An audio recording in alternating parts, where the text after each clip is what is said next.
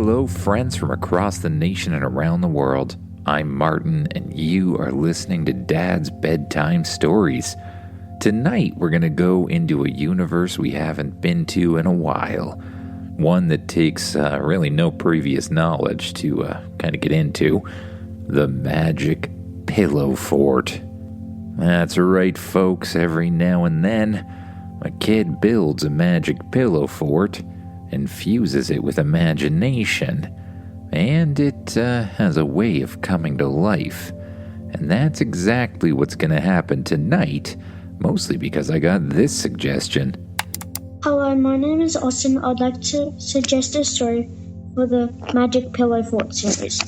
I would like to suggest that you invite your friends over for a sleepover, build a pillow fort, and you find a room in the pillow fort that you can merge animals and desserts. And you get like a donut dragon and other cool stuff. Bye, love your podcast. Well, that is just so strange that I have to do it, really. There's no other way around it. We certainly may explore other things as well, but yeah, I say we get going with that. If you like the podcast, don't forget to rate it, review it, leave me a comment wherever you're listening if that's a thing you can do. And if you want to support the podcast further than that, joining Patreon is an amazing way to do that. Not only do you get ad-free episodes and the joy that comes from helping your favorite podcast stay alive, but you also get some bonus episodes, including 20 episodes so far of Unbound Superhero Academy, a story about a kid named Alex who goes to a superhero academy in the Canadian wilderness and learns how to use his powers. That sort of thing. Lots of battling, lots of powers. And I'm currently working on episode 21, which should hopefully be out soon as I figure out all the info about the fourth-year students. You'd understand if you were listening.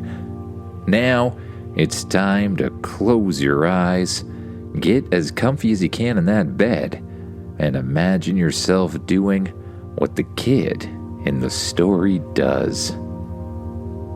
You're hanging out on a Saturday, and, well, you decide to invite a friend over. Which friend is entirely up to your own imagination, so I'll give you a second to think about it. Got it locked in there? Perfect. Now, as soon as the friend arrives, the two of you decide that the best course of action is to build a pillow fort. Not just the kind of, like 2 pillows and a blanket thing that some people call a fort. You want to build a real fort. So, you and your friends go around the house collecting every single pillow and every single blanket you can find. You dump the pillows onto the floor of the living room like you're unloading treasure. Big pillows, small pillows, couch cushions. I mean, your parents will probably get upset with you for taking those off of the couch, but it's worth it for such an epic fort. A couple of chairs become towers, the couch becomes a wall, a heavy quilt becomes the roof pulled carefully over the top. The two of you crawl in to test it. It smells like, clean laundry and couch.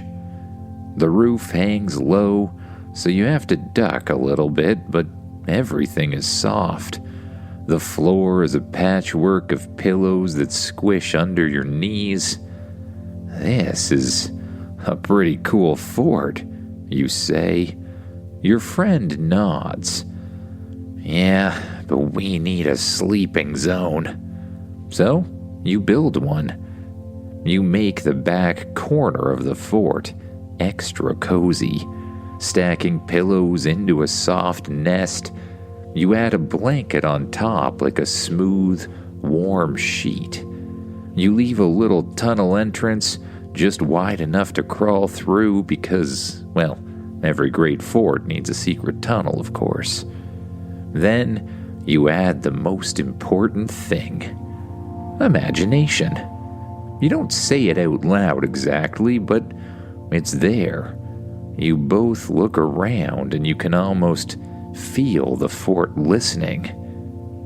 You imagine the fort being bigger than the living room, bigger than the house, and for the rest of the day, you and your friend pretend that you exist in this giant pillow fort palace with tons of secret halls and hidden rooms.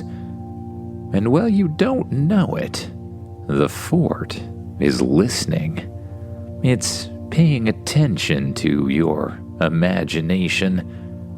When night comes, after spending a little bit of time convincing your adults that you should in fact be allowed to sleep in the fort and that you probably won't suffocate under all of the pillows, you and your friend wriggle into the sleeping zone and eventually become quiet. "Wouldn't it be cool if it really came to life?" your friend said. You just shrug and smile. "Well, there's only one way to find out," you say as you close your eyes and the two of you fall asleep. And as your eyes get heavy, somewhere above you, the couch creaks. The fort makes a sound, not a ripping sound or a falling sound, a soft, gentle sound, like 1,000 feathers falling all at once. The air becomes extra warm. The blanket walls seem to breathe in and out as if they're alive. You blink sleepily and you fall asleep. When you open your eyes again, you expect darkness and the small roof of your pillow fort, but you don't see the living room at all. All you see is sky-high pillows. You see towering blanket walls rising up like cliffs. You see light that looks like morning sunshine, but it's filtered through the fabric of gigantic blankets. You sit up fast. Your sleeping zone isn't just a little corner anymore. It's a gigantic bed in the middle of something enormous. A pillow fort palace. You look to your side and your friend is waking up too. Did we do this?" your friend asks. You stand up and your feet sink in a little, like you're standing on a giant bouncy mattress. You take one step, then another, and it's springy but stable. The palace stretches out all around you. There are huge columns made of pillows. There's fluffy staircases that look like they're made of cushions. There's ramps made of gigantic folded blankets that kind of look like slides. In the distance, you can even see wide open rooms filled with puffy shapes that just beg to be jumped on. You and your friend do the only sensible thing. You begin to jump.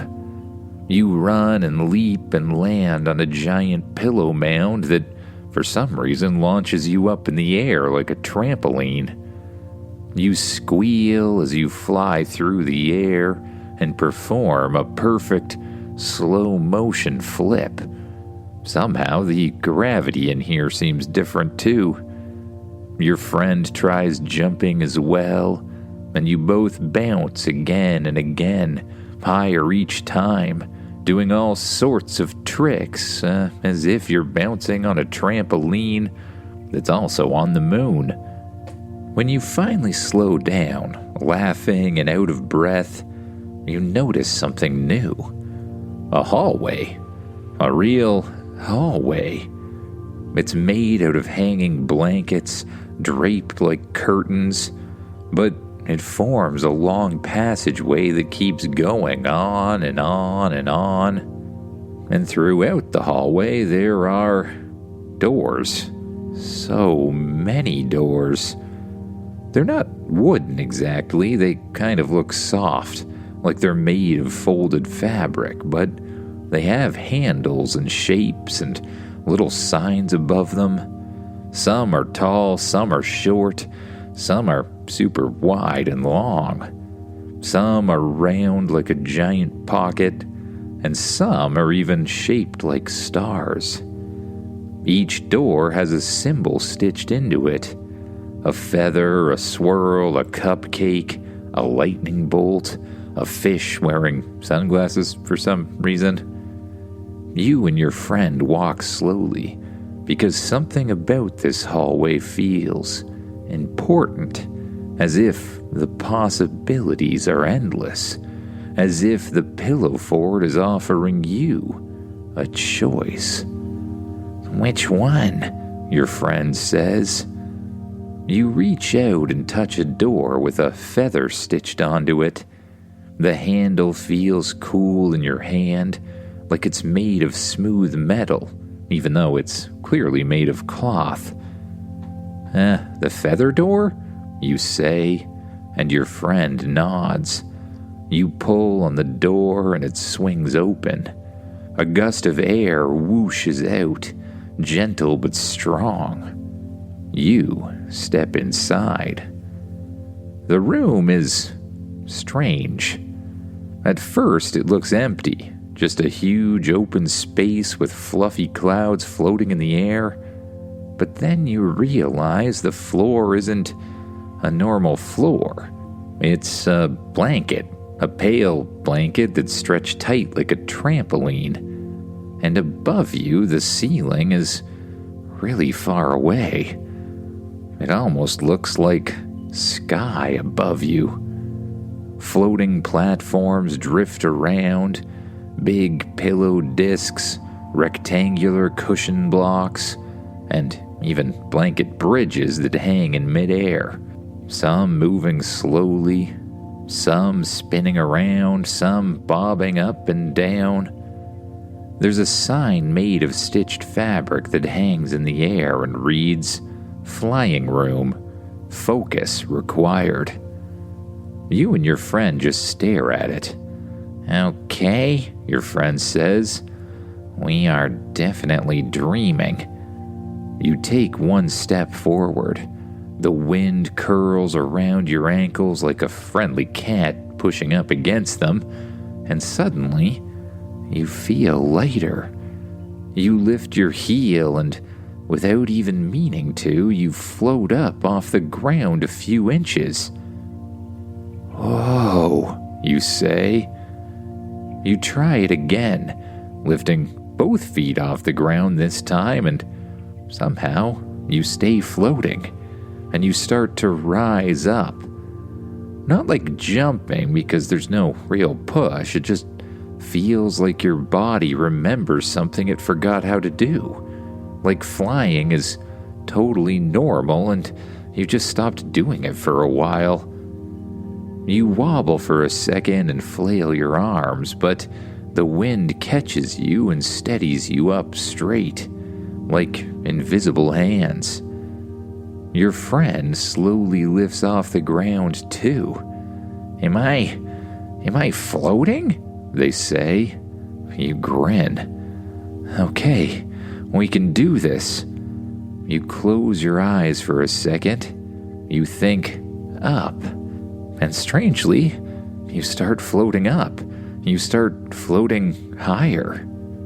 You think forward and you drift forward. Like your thoughts are a steering wheel. But the best part is it doesn't feel scary at all. The air feels soft, the wind feels nice, and even if you were to crash, you'd just fall down on a nice, cushy blanket below you. Your friend laughs and accidentally does a slow flip, then gasps and laughs even harder. "I didn't mean to do that." You try a flip too. You focus on spinning around slowly as you fly forward, and your body rotates in the air. Next, you notice that floating above you is not only platforms, but something that looks like an obstacle course. It's floating in the middle of the room like a playground in the sky. There are those sort of hoop rings that look like they're made out of braided blankets. There are pillow poles to weave around, and even spinning cushion wheels that you'd have to time just right to get by.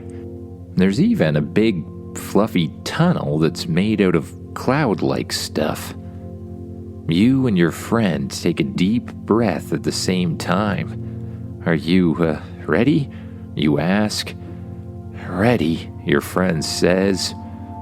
And you start flying. You start with the hoops, aiming your body and focusing your mind. You glide forward straight through the first one. It's standing still, so it's pretty easy.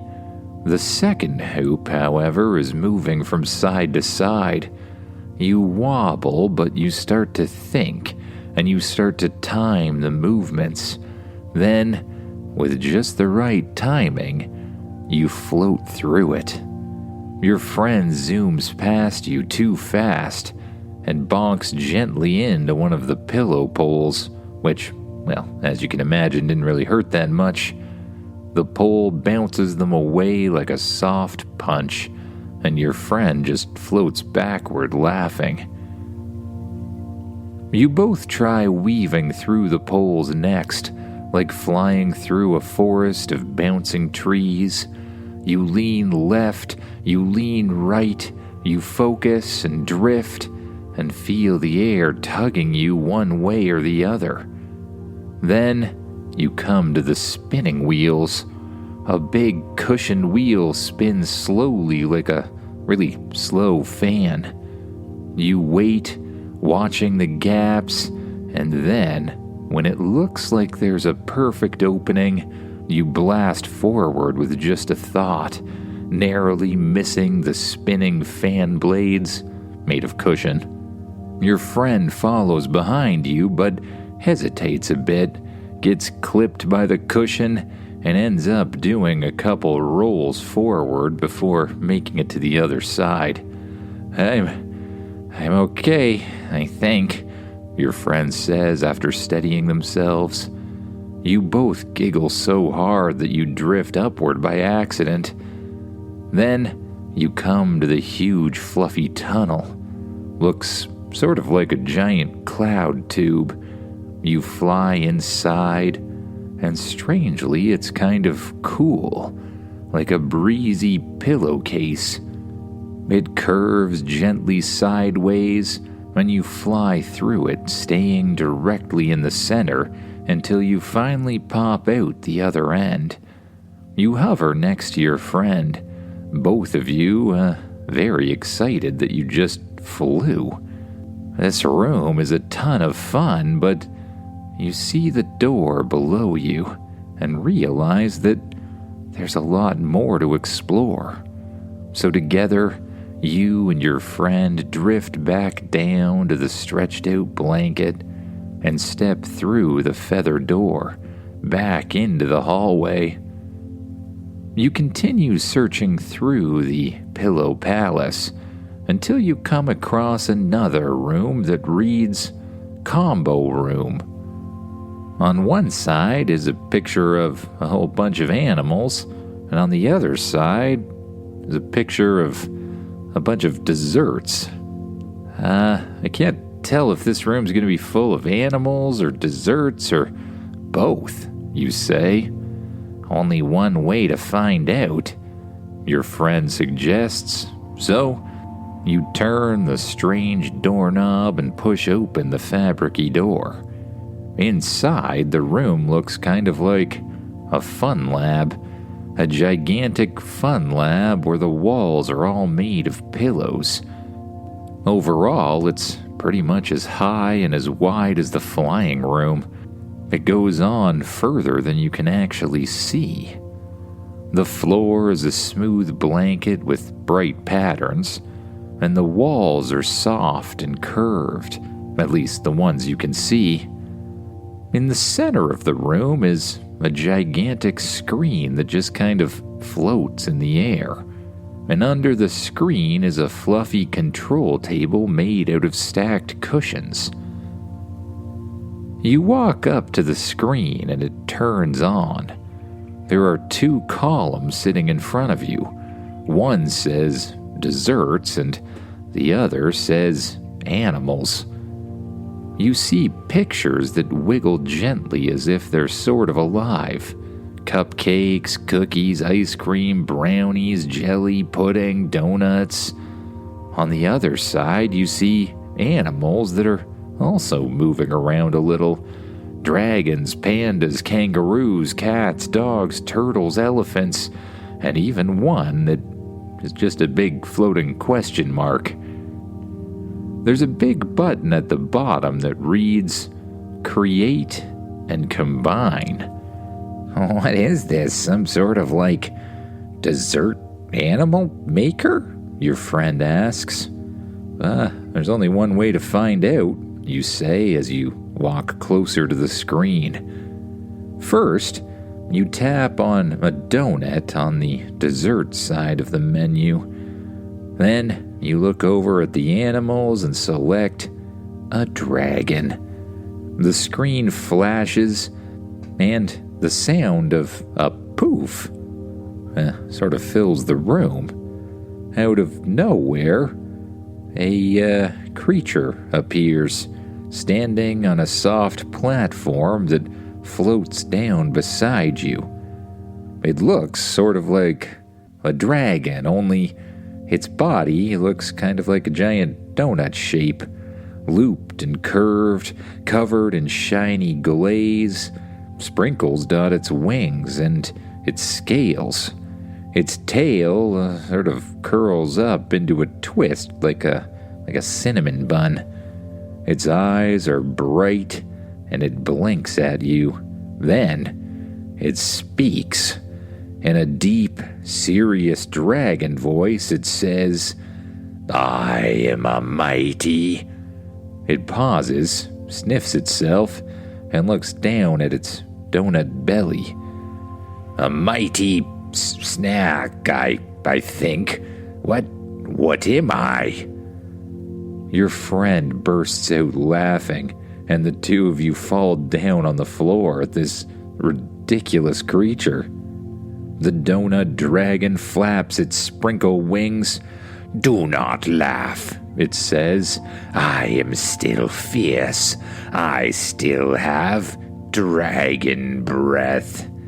It inhales dramatically, opens its mouth, but instead of fire, a stream of fresh donuts pops out like a donut cannon.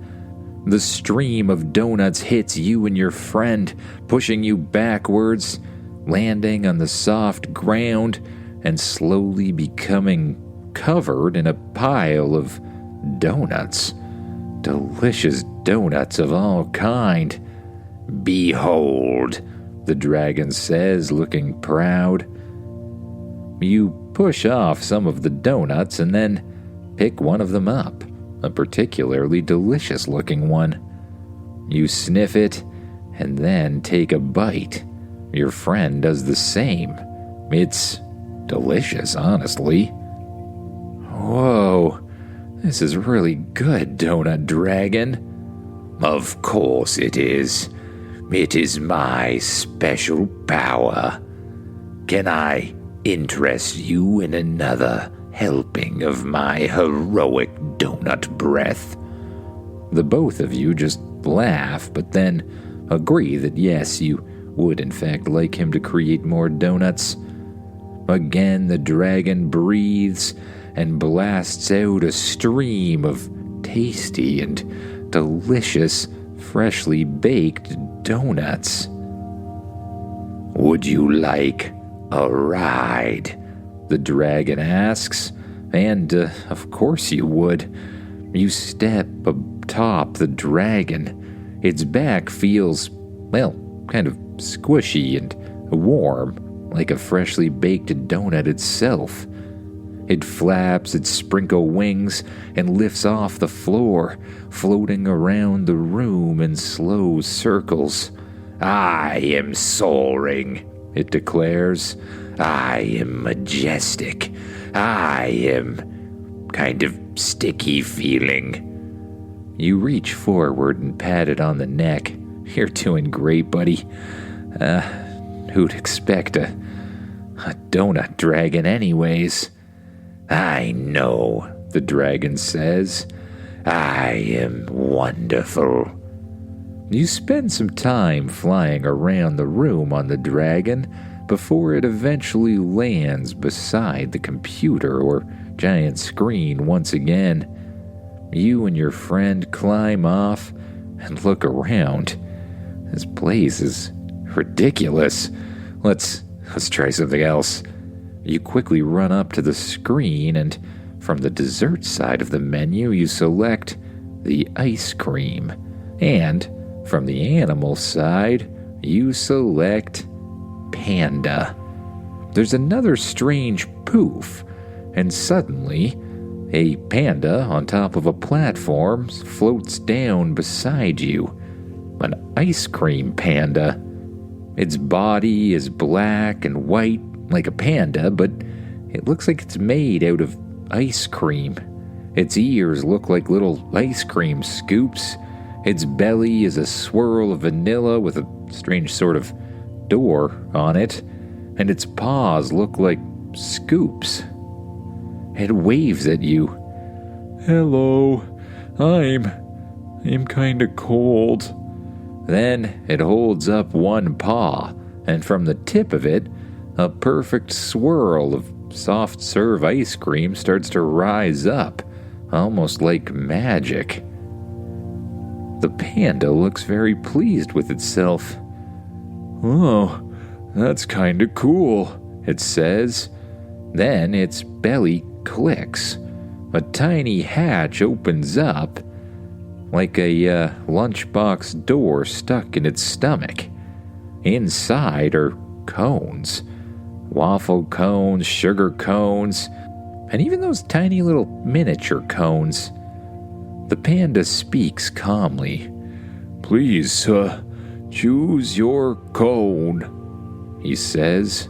You and your friend lean in, and each of you grabs one of the cones. All right, hold it out, the panda says, and you both hold out your ice cream cones as the panda slowly dispenses multicolored, soft-serve ice cream in a perfect little loop, or spiral, I should probably say. You both take a bite, and you're both amazed at the flavor. This is incredible. What else can we create? You think, running over towards the machine once again. This time, from one side you select cola, and from the other side you select a kangaroo. There's another poof sound, and a kangaroo standing on top of a little circular-shaped disc floats down out of the sky. Good day. I'm extremely carbonated, it says. The two of you just giggle. Can you do, like, kangaroo stuff? You ask. The cola kangaroo nods proudly. Just watch this. It hops once, then again, and on the third hop it blasts, well, cola from its behind like a fizzy rocket, shooting the kangaroo straight up into the air. It smells like pop, and as much as you want to taste it, you sort of question exactly where it's coming from. Would you like a drink? The koala asks, pulling, well, bottles out of its pouch. You and your friend both think for a second and look at each other, deciding unanimously that no, you probably would not like a drink in this case. This particular combination is just a little too strange. Well, we would, but we have to get back. Nice to meet all of you guys. Goodbye, the donut dragon says. See you soon, the panda says. And the kangaroo just looks kind of offended and confused as you back away through the door and shut it behind you. With your stomachs now full, a wave of sleepiness passes through your mind. Your eyes start to get really, really tired. Oh, I think we better go back to sleep, you say. I agree, your friend says. And out of nowhere, two little cloud-like chairs float down the hall and scoop you up. They float you all the way back to the main room and gently allow you to slide out onto a gigantic, comfortable bed made out of pillows. The lights dim as you and your friend close your eyes again. Soft music starts to play, and your mind begins to wander off to dreams of new adventures, new rooms, and new combinations of animals and desserts to come. Good night, everyone.